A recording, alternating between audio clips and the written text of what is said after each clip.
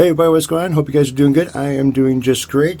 Back again with the Mick Star guitar, and she is looking pretty damn good and pretty much almost done.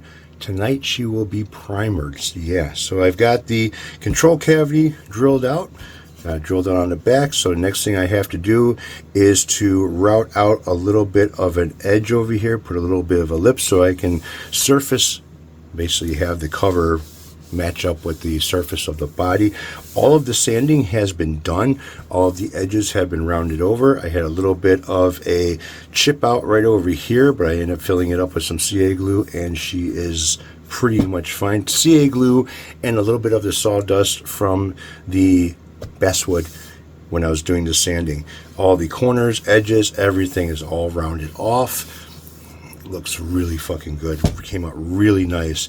Got a couple things I need to do. I need to recut the pocket for the neck because the pocket is square, all right, and the neck that it looks like that is on this guitar is kind of like a Fender neck, all right, with the headstock trimmed down to be more of a narrow point than an actual Fender shaped headstock. So I have to reroute this. Now, pretty easy to do, not a big deal. I have a StewMac template for a Telecaster and for a Strat style neck, so that's not a big deal. This is more square, and I'll kind of show you. So I have this neck here that I was kind of playing with a little bit, and I didn't do the inlay, the epoxy in the inlays yet because I wasn't sure if I was going to go with this neck, you know, being the V style neck, or if I was going to go with the other neck that I purchased for this thing. And so this one here is a lot lighter than the neck that I picked up, which this is a maple neck, and this is the headstock shape. I still haven't shaped it yet, but I did cut off the side over here that had the shape of basically a, you know, Fender Strat. Got the inlays inside of here pretty much coated. I just have to do some sanding on it, and then that'll be it. But this neck, it's a maple neck. It's very heavy compared to this one here, which is mahogany. And yeah, but this neck fits because it's got a square heel. The other heel is got a little bit of a roundness to it, so I have to match that with this.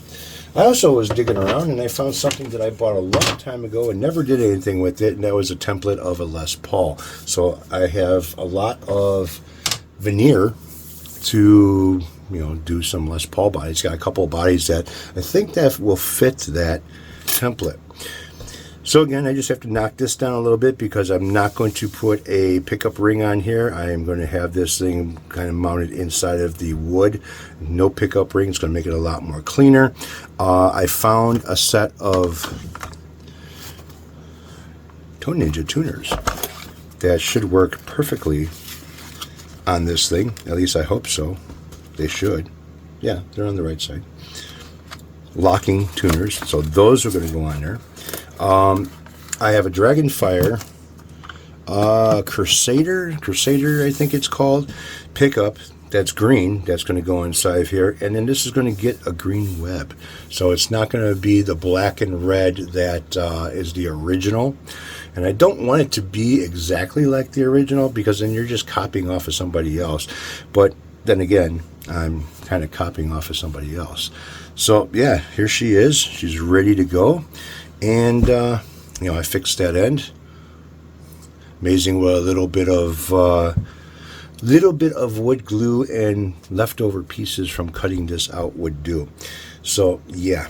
So what I want to see is, I never tried it yet, but I want to check it out. Because on the original guitar, these guys here are pretty much straight on. Yeah, this is just a little bit up higher, just a little bit. So I got a little bit of a, not even a half an inch over here of play. So it's not going to be exactly like the original, but just by looking at it, you'll never notice that difference. So this is getting along pretty good. I've got my center line drawn in over here, and I want to line up. I've used this quite a bit, and I got some tape and shit on here from the double face. But this side I cleaned off all the double face tape, and this has got to be mounted pretty much right about here. I got to make sure the corners are pretty damn close. So there's going to be a lip here, but these corner edges a little bit back, just a hair, have to line up. And then this edge over here, there's going to be a lip on the side over here, a lip on the side of here, and there's going to be a lip over here. And those are the lips that are going to get cut out of the with the template. And yeah, so that's pretty much it. I used a router bit to round off the edges over here. I've got a whole router kit of different bits. I've got a whole shitload of older bits that are good. They're not bad or messed up or anything, but they're just old from when we used to do all of our own woodworking as far as trimming and stuff goes for round floor baseboards and shit like that. And you know, I wouldn't use those on this, although it probably would make an interesting design. Wow, this is weird. My bench is clean. There's nothing on it. Shit. What am I going to do? Priming time. Alright, so I'm using Spray Max Rapid Primer and Filler 2K. So this is a two-part. You gotta mix it. And right now I got first coat of primer on it.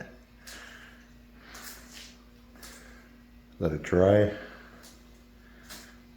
Shoot it again.